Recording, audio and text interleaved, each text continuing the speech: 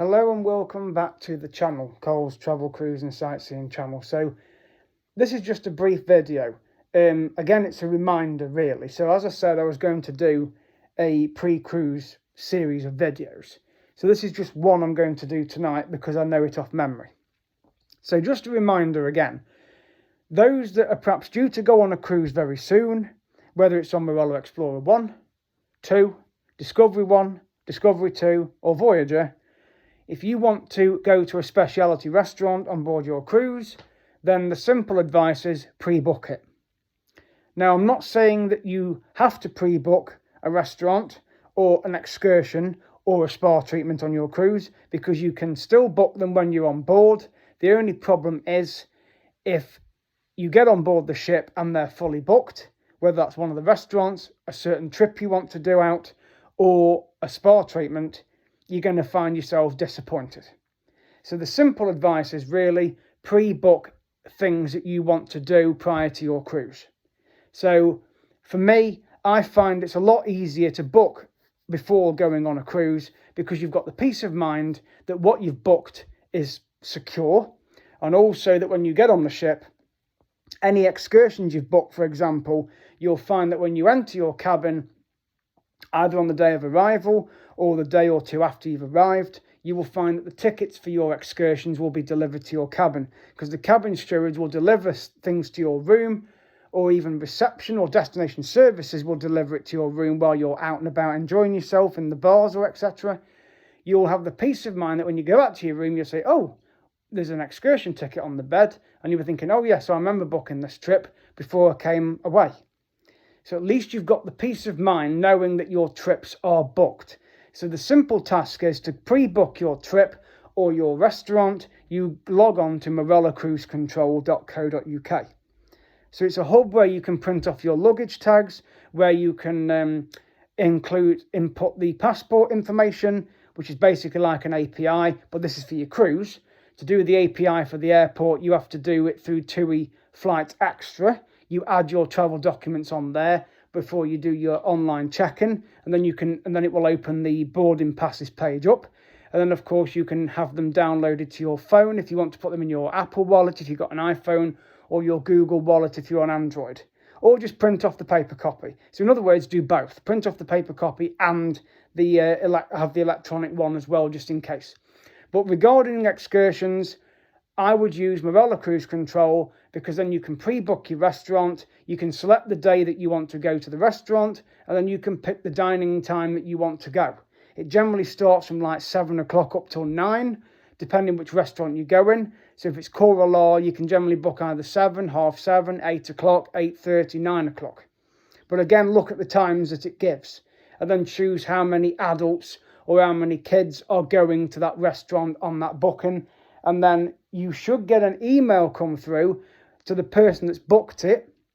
So if you are the lead passenger, then you will get an email sent to you which will confirm that your booking is booked, and then any information will be sent directly to the ship, so that when you get on board, you'll have a notification that you've got a booking.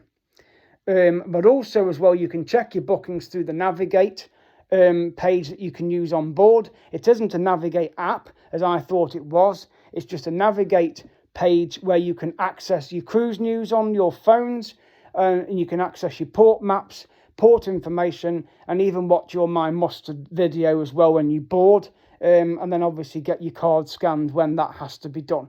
But generally, to book your restaurants, you use Marella Cruise Control Hub, and you also book excursions on there as well.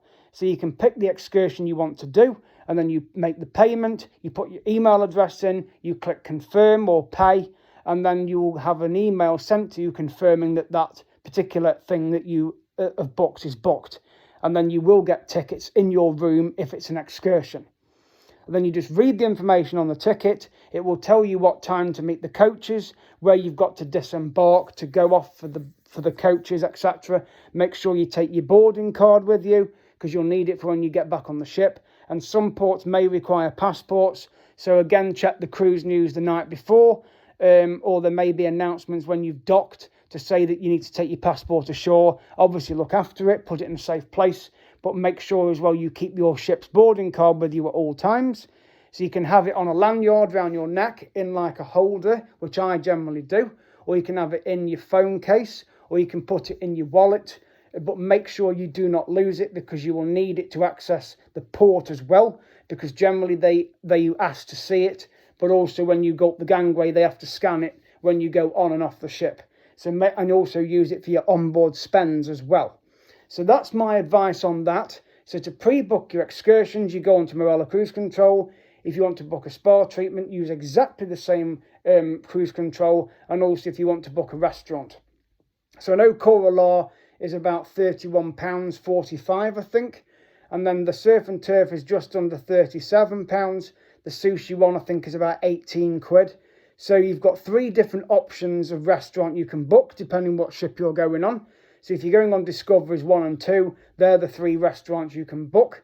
Surf and Turf, Coralar and the Sushi Bar. The other ships may have an extra option, but you can generally dine in the other restaurants as part of your all-inclusive, which includes Piccadilly's if you're on Discovery 1 and 2, or Explorer, whichever one that's on. You've got Gallery 47 and 47, you've got 50, and then the other, I think it's Gallery 57 or something on the other ships. And then, of course, you've got Piccadilly's, as I've said. You've got Islands, which is the buffet one. And you've also got the Marketplace if you go on the Explorer 1 and 2. They're buffet ones as well. They're included in your all-inclusive. And, of course, you've got the Snack Shack, which is on the pool deck. So, generally, all the ships have got that one. So, there's plenty of places to dine. Obviously, if you go and do the wine tasting on board, that will cost you, I think it's like $12.95 per person, I think. But they also do a musical afternoon tea, which is generally on sea day. You have to pay for that as well. But again, these are things that you have to book when you're on board. But the restaurants, particularly Coralar, that gets booked up very quickly. You can dine in the Glass House if you're on Discovery 1 and 2. That becomes an afternoon, an adults only, in the afternoons, 2 o'clock till 5. So you can use the pool and have something to eat and drink in there. And then in the evening, it becomes a restaurant where you have to pay a supplement. So again, check on that. But use the cruise control if you want to dine in Coralar or Surf and Turf or the Sushi Bar, whichever specialty restaurant you fancy. Coralar is definitely worth it. If you're into Indian food, Chinese food, Oriental food, definitely dine in Coralar. It's well worth it. You get a lot of food. You get a lot of choice. You generally can have a starter, an appetizer, a main course, a dessert. You get your drinks, as in wine, beers, and then you usually get tea or coffee at the end as well. So you can dine in there, and it's really a relaxed atmosphere. The waiters and waitresses that work in Coralar look after you. They'll make sure your wine's topped up. You'll usually get a glass of water as well. So you are well looked after. But if you want to go in there, then I would recommend highly that you pre-book your restaurants. I'm not saying you can't book it on the ship, but at the end of the day, when you've paid a load of money to go on the cruise anyway, it's always nice to have it pre-booked, because then at least you've got the peace of mind that you'll be guaranteed a space in that restaurant and also on a trip. Because I know particularly the trips that get booked up quite a lot on cruises are Ephesus. That's a very popular excursion. Of course, the Acropolis in Athens, that's another popular excursion as well. They get booked up very quickly. If you're in Dubrovnik, then obviously the city walls, you've got the cable car, you can do an excursion to there, but generally I would just take the local bus.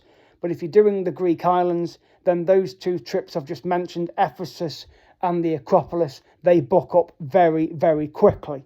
The same if you go to Rome, the Colosseum will get booked up very quickly. If you go to Pisa, the Leaning Tower of Pisa, that gets booked up very quickly as well. So you have to bear in mind these popular places with monuments and things, they will book up very, very quickly.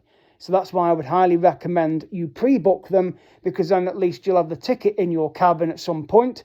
And if for some reason they cancel the trip because of not enough people, you will get a refund either on board or prior to going out on the cruise. But generally, if they cancel it while you're on the cruise, you'll get a letter in your cabin and it will say this trip cannot go ahead because there's not enough people. You'll be refunded, which will go back onto your onboard account, because you'll obviously will have registered a card on arrival or deposited some cash. Again, I would recommend you register a debit card. But it's 1 card per cabin, not per person. It's 1 card per cabin. And then obviously you just transfer whatever money you need, if whatever you spend. But I would recommend very strongly that you pre-book any restaurants and any excursions. That is my advice. Again, I'm not telling you what to do. That is just my advice. Take it from an experienced cruiser, because at the end of the day, it will cost you even more money if you book trips while you're on the cruise, especially when you've paid a load of money to go on the cruise anyway. So it's easier, and I find it a lot better when things are pre-booked, because you've already paid all that money to go on a cruise or whatever, and it's nice to actually have the peace of mind that your tickets will be in your room. But if they do cancel it when you're on board, they will refund you, and you could always go and book another trip for a similar price to what you've originally booked, or you can just ask them to transfer it to another trip so that it saves any money going into your account or out of your account. At least you can just rearrange it. So that's just my advice. So I hope this video has proved helpful. Please subscribe at Carlsmith25, and I will see you guys in the next video, because I will do a video based on the cruise news as well. So what entertainment to expect on Sea Day, and also how the Dress to Impress works out. So again, thank you so much for watching. I'm going to continue uploading the Foxfield Railway series as well. That isn't quite finished. I've done half of the videos, but again, the views have gone up the last 5 days. I've gained another over 18,500 views. So thank you so much everybody out there for subscribing and watching my videos. Please continue to subscribe at Carlsmith25. Click the like button, notification bell, and leave comments on my videos. Thank you so much for watching, and I'll see you guys in the next video.